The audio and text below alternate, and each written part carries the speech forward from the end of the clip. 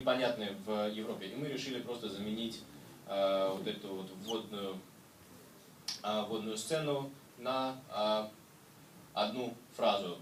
Семья Ипмана занималась торговлей в такой-то части Китая. Ну вот, собственно, вот все, что касается сокращенной версии. Каких-то принципиальных различий между двумя версиями нет. Мы просто постарались сделать так, чтобы европейская версия еще более концентрированно высвечивала основные философские моменты этого фильма.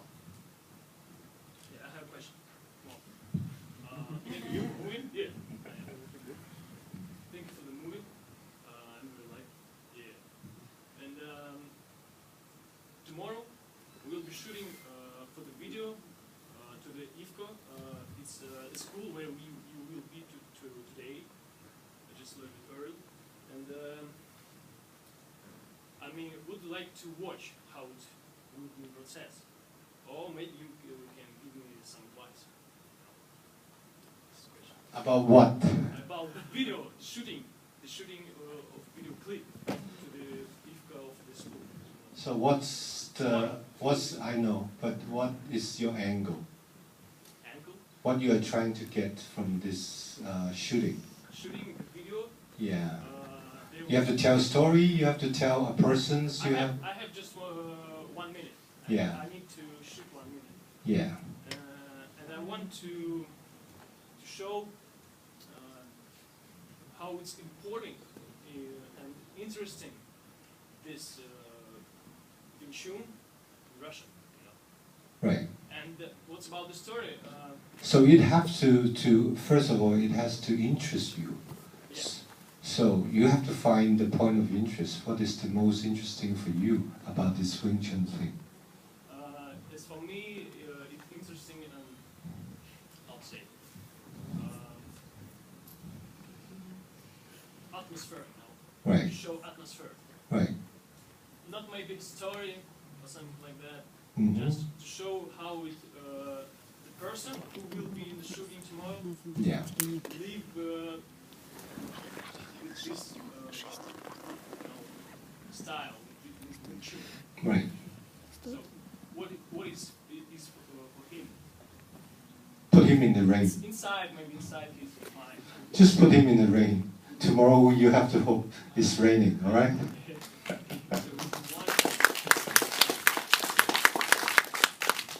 Because if you put him in the rain, you will have like a lot of chance to capture something which can show his speed and the strength and the atmosphere. I think this is one way to do it. Or you can shoot him later when it's snowing.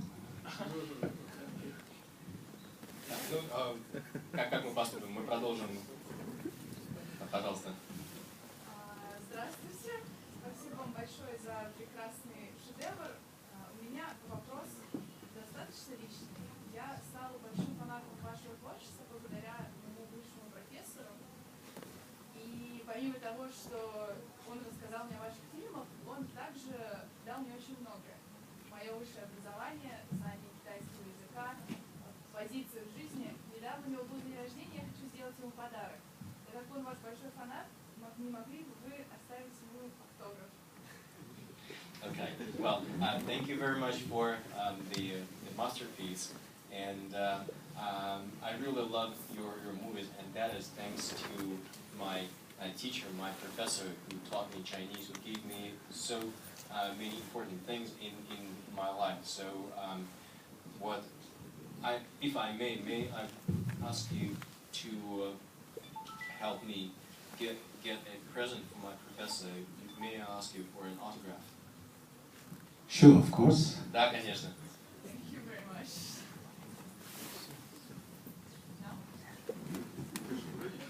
No? Да.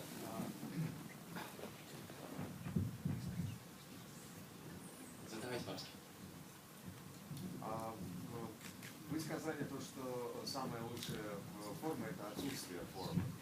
Но в фильме очень выделены как раз все боевые сцены.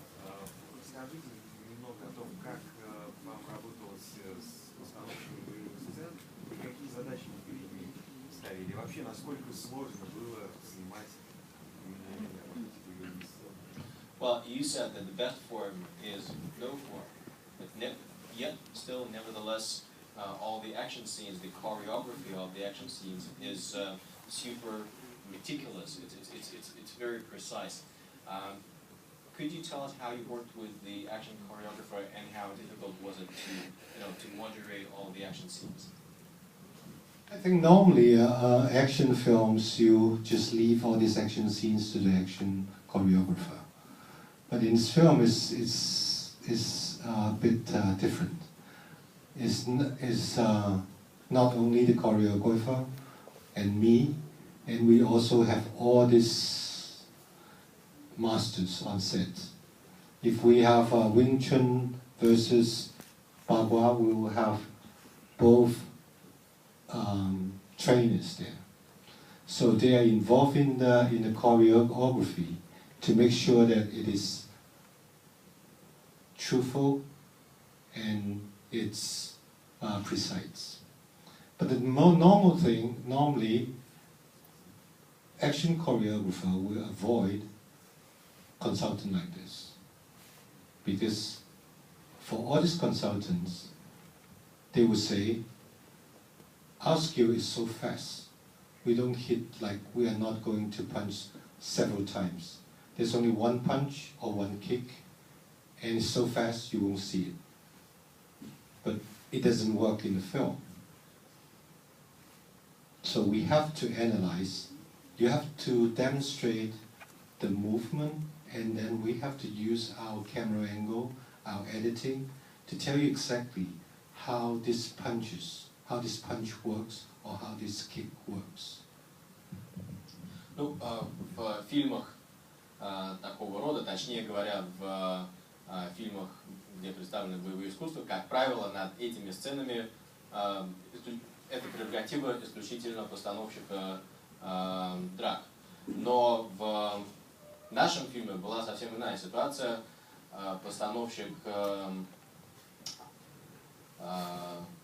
драк работал в тесном сотрудничестве с тренерами, со специалистами по разным стилям кунг-фу. Ну так, например, если это был бой между тем, кто исповедует стиль Винчун, и тем, кто исповедует стиль Багуа, то это означает, что на съемочной площадке присутствовал не только я, не только постановщик этой сцены, постановщик боя, но также и специалисты по этим двум видам.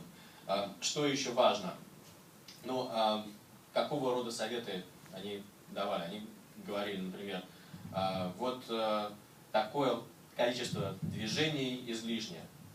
Для того, чтобы выиграть, для того, чтобы получить преимущество в бою, достаточно вот такого одного короткого удара.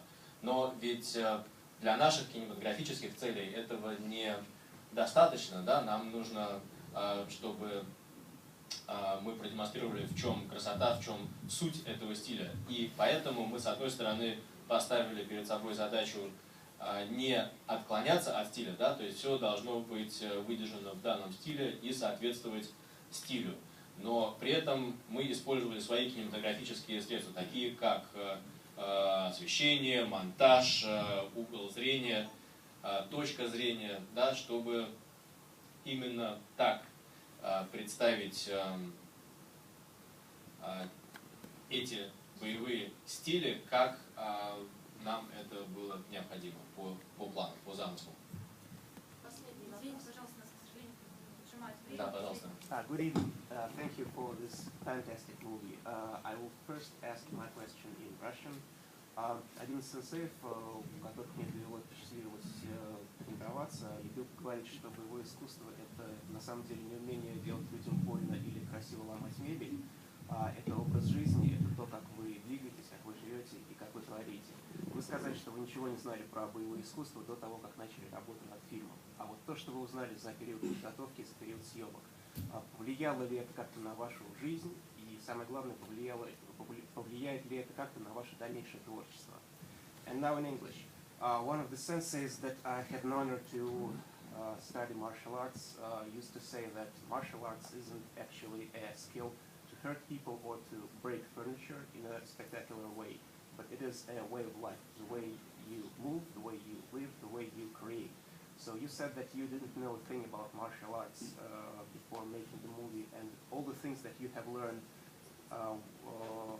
have they influenced your life somehow? And most of all, would they influence your future movies, your future creations? I'm sure, and definitely, and in a way, it's when you look at the film, it's very good definitions to what your sensei said.